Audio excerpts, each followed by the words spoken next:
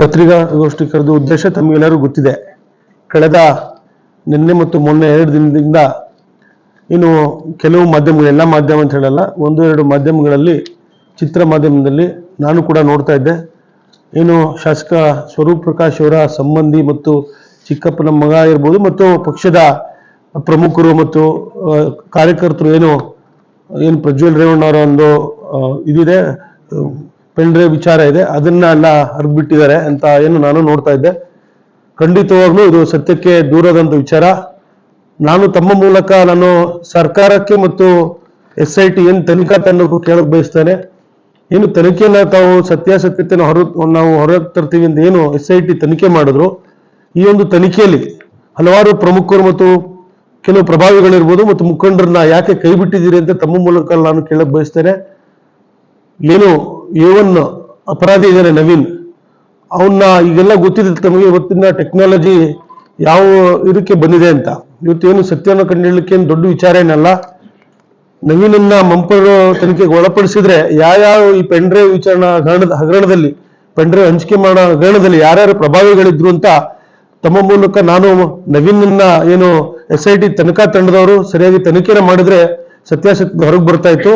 ಆದ್ರೆ ಎಲ್ಲ ಒಂದ್ ಕಡೆ ಈ ಸರ್ಕಾರ ಏನು ಒಂದು ಲೋಕಸಭಾ ಚುನಾವಣೆನ ಗೆಲ್ಲಲಿಕ್ಕೆ ಯಾವ ರೀತಿ ವಾಮಮಾರ್ಗನ ಹಿಡಿದ್ರು ಅಂತ ತಮಗೆ ಗೊತ್ತಿದೆ. ಇವತ್ತು ಈ ಒಂದು ಇದರಲ್ಲಿ ಏನು FIR ಹಲವಾರು ಏನು ಪ್ರಭಾವಿಗಳೇನಿದ್ರು, ಅದು ಲೋಕಸಭಾ ಸದಸ್ಯರು ಒಳಗೊಂಡಂತೆ ಹಲವಾರು ಪ್ರಮುಖರಿದ್ರು, ಅವ್ರನ್ನೆಲ್ಲ ಕೈ ಬಿಟ್ಟು ಇವತ್ತು JDS ಪಕ್ಷದ ಕೆಲವು ಮುಖಂಡರಿರ್ಬೋದು, ಎಲ್ಲ ನನ್ನ ಸಂಬಂಧಿ ಅಂತ ಹೇಳಿ ನನ್ನ ಸಂಬಂಧನೂ ಕೂಡ ಸೇರಿ ಕೆಲವು ನಮ್ಮ ಒಂದು ಪಕ್ಷದ ಕಾರ್ಯಕರ್ತರನ್ನ ಹೆಸರನ್ನ ತಂದು FIR ಮಾಡಿರುವಂತದ್ದು ಬಹಳ ಒಂದು ನಮ್ಮ ಪಕ್ಷಕ್ಕೂ ಮತ್ತು ನನಗೂ ಕೂಡ, ಯಾಕೆಂದ್ರೆ ಸತ್ಯಾಸತ್ಯತೆ ಇದ್ರೆ ಅದು ನಾವು ಕೂಡ ಅದನ್ನ ಸ್ವಾಗತಾರ್ಹ, ಅದ್ರ ವಿಚಾರದಲ್ಲಿ ನಮಗೇನಿಲ್ಲ. ಆದ್ರೆ ಎಲ್ಲ ಒಂದ್ ಕಡೆ ಈ ಒಂದು ಏನು ಪೆನ್ ಡ್ರೈವ್ ಒಂದು ವಿಚಾರದಲ್ಲಿ ಏನ್ ತನಿಖೆ ನಡೀತಿತ್ತು ಅದನ್ನ ಒಂದು ದಿಕ್ತಪ್ಪಿಸ್ಲಿಕ್ಕೆ ಇಂಥ ಒಂದು ಏನು ಪಕ್ಷದ ನಮ್ಮ JDS ಪಕ್ಷದವರೇ ಪೆನ್ ಡ್ರೈವ್ ಮತ್ತು ವಿಡಿಯೋನ ಹಂಚಿಕೆ ಮಾಡಿದಂತ ಏನು ಒಂದು ಹರಿಬಿಟ್ಟಿಯರೇನೋ ಅದನ್ನ ನಾವು ಕೂಡ ಎಲ್ಲರೂ ಕೂಡ ಖಂಡಿಸ್ತೇವೆ. ಮತ್ತು ಏನ್ ಸತ್ಯಾಸತ್ಯ ಇದೆ, ಮುಂದಿನ ದಿನಗಳಲ್ಲೂ ಕೂಡ ಸರ್ಕಾರಕ್ಕೆ ಉಪಮುಖ್ಯಮಂತ್ರಿ ಮತ್ತು ಗೃಹ ಮುಖ್ಯಮಂತ್ರಿ ನಾನು ತಮ್ಮ ಮೂಲಕ ಕೇಳಕ್ ಬಯಸ್ತೇನೆ. ಈ ಒಂದು ವಿಚಾರದಲ್ಲಿ, ಪೆನ್ ಡ್ರೈವ್ ವಿಚಾರದಲ್ಲಿ ಸತ್ಯಾಸತ್ಯತೆ ಹೊರಗೆ ತರಲಿಕ್ಕೆ ತಾವೇನು ಇದನ್ನ ಮುಂದಿನ ದಿನಗಳಲ್ಲಿ ತಾವು ಯಾವ ರೀತಿ ತಾವು ಇದನ್ನ ಮಾಡ್ತೀರಿ ನಮ್ಗೆ ಗೊತ್ತಿಲ್ಲ. ಆದ್ರೆ ನಮಗೆ ಇನ್ನೂ ಉನ್ನತ ಮಟ್ಟದ ತನಿಖೆಯನ್ನು ಮಾಡಿ ಯಾರು ಇದರಲ್ಲಿ ಒಳಗೊಂಡಿದ್ದಾರೆ, ಇದರಲ್ಲಿ ಈಗ ಹಲವಾರು ತಾವು ನೋಡ್ತಾ ಇದ್ರಿ, A1 A2 ಏನು 39 ಜನ ಹೆಸರನ್ನ ಇವತ್ತು ಹೊರಬಿಟ್ಟಿದ್ದಾರೆ.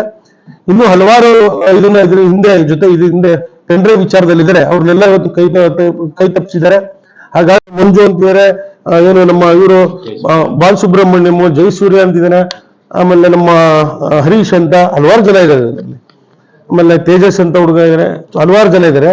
ಅವರೆಲ್ಲ ಬಹಳ ಪ್ರಾಮಾಣಿಕರು, ಪಕ್ಷಕ್ಕೆ ನಿಷ್ಠೆಯಾಗಿದ್ದವರು, ಅವರೆಲ್ಲ ಯಾವುದು ಕೂಡ ಮಾಡಿಲ್ಲ. ಚಾರ್ಜ್ ಶೀಟ್ ತಗೊಂಡು ಅದನ್ನ ಕಾನೂನಿನ ಹೋರಾಟ ಯಾವ ರೀತಿ ಮಾಡಬೇಕು ಅದು ಮಾಡ್ತೀವಿ ಸರ್, ತರ್ತೀವಿ. ನಾನು ಮೊನ್ನೆ ಮಾಧ್ಯಮದಲ್ಲಿ ನೋಡಿದಾಗ ತಮ್ಮನ್ನೆಲ್ಲ ಉದ್ದೇಶಿಸಿ ಮಾತಾಡಬೇಕು ಅಂತ ಬಂದೆ. ಇವತ್ತು ನಮ್ಮ ಪಕ್ಷದ ಮುಖಂಡರುಗಳ ಜೊತೆ ಚರ್ಚೆ ಮಾಡಿ ನಾನು ಮುಂದಿನ ದಿನಗಳಲ್ಲಿ ಯಾವ ರೀತಿ ಕಾನೂನು ಹೋರಾಟ ಮಾಡೋದು ಮಾಡ್ತೀವಿ ಸರ್. 200 ಜನ ಕರೆದಿದ್ರು ಎಲ್ಲಾರನ್ನು, ಇವರು ಹೋಗಿ ಬಂದಿದ್ರು, ಏನು ಹೇಳಿಲ್ಲ, ಏನು ಮಾತಾಡ್ಸಿ ಕಳ್ಸಿದ್ರು ಅಷ್ಟೇ. ಎಲ್ಲರನ್ನೂ ಅಷ್ಟೇ ಮಾತಾಡ್ಸಿ ಎಲ್ಲರೂ ಕಳಿಸಿದ್ರು ಬಿಟ್ರೆ ಏನು ಗೊತ್ತಿಲ್ಲ. ಇವತ್ತು ಏಕಾಏಕಿ ನನ್ನ ಚಾರ್ಜ್ ಶೀಟ್ ಸಲ್ಲಿಸಿ ಸರ್. ನಿಮ್ಗೆ ಗೊತ್ತಿದೆ ಲೋಕಸಭಾ ಚುನಾವಣೆಗೆ ಯಾರು ಗೆರ್ಲಿಕ್ಕೆ ಕಾರಣ ಅವರೇ ಇದು ಅಂತ ಹೇಳ್ತೀವಿ. ಈಗ ನನಗೆ ಕೇಳಕ್ಕಿಂತ A1 ನವೀನ್ ಇದಲ್ಲ ಸರ್, ಅವ್ರನ್ನ ಮಂಪರ್ ಪರೀಕ್ಷೆ ಇರುವುದು, ಹಲವಾರು ಟೆಕ್ನಾಲಜಿ ಬಹಳ ಮುಂದುವರೆದಿದೆ, ಅವನ್ನ ತನಿಖೆ ಮಾಡಿದ್ರೆ ಸತ್ಯಾಸತ್ಯತೆ ಯಾರು ಇದನ್ನ ಒಳಗೆ ಭಾಗಿಯಾಗಿದ್ದಾರೆ ಗೊತ್ತಾಗುತ್ತಲ್ಲ ಅದನ್ನ ಸರ್. ನಾನು ಅದು ಕಾನೂನಿನ ಇದರಲ್ಲಿದ್ದಾಗ ನಾನು ಇಂಡಿವಿಜುವಲ್ ಆಗಿ ವೈಯಕ್ತಿಕವಾಗಿ ನಾನು ಯಾರ ಹೆಸರು ಹೇಳಕ್ ಆಗಲ್ಲ ಸರ್, ಅದು ಹೇಳೋದು ತಪ್ಪಾಗುತ್ತೆ. ಕಾನೂನಿನ ಹೋರಾಟ ಮಾಡ್ತೀವಿ ಸರ್. ಪೆನ್ ಡ್ರೈವ್ ಸರ್ ಇದು ಸತ್ಯಕ್ಕೆ ದೂರ, ಅದನ್ನೇ ನಾನು ಹೇಳ್ತಾ ಇದ್ದೀನಿ.